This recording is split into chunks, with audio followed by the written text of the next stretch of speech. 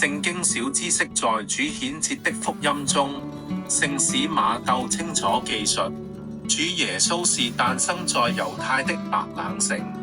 還記述有東方三賢士追隨他的星遠道來訪，獻上黃金、乳香和沒藥。這期聖經小知識和我們一起重溫有關白冷城的知識。白冷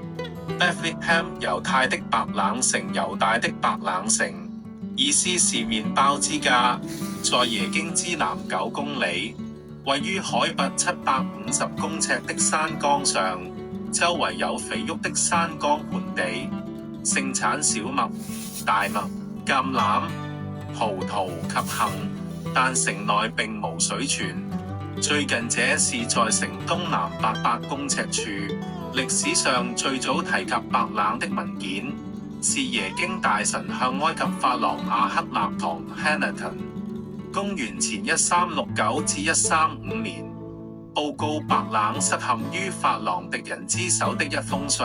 聖經上第一次提到白冷是在關於埋葬納克爾的記載上，文說白冷是某一位利未人的家鄉。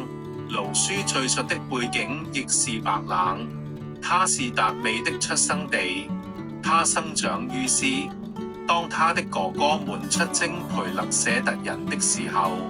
他在白冷看守父親的羊群，在白冷被殺墓以傅油為爾。民之王培勒舍特人憎駐軍白冷，達味的大將如約阿布等多出自白冷。但自達味在耶經見到之後，白冷便似平平而無聞了。先知米該亞預言以民的救星將出生於白冷，來自達味之家，充軍後歸來的白冷人，重歸家園，整理莊田，再加上下卻從未提過此城。猶太人根據先知的預言，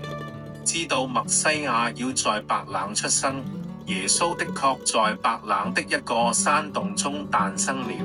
自教會的初期至今，教友們便特別敬禮這一個山洞。在羅馬人時代，他曾被褻瀆，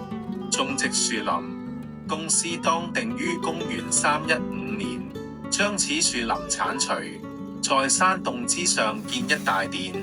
以紀念耶穌誕生的奧蹟。公元529年，由斯提尼亞諾 Justinianus 皇帝，可能是因為老殿已破舊不堪，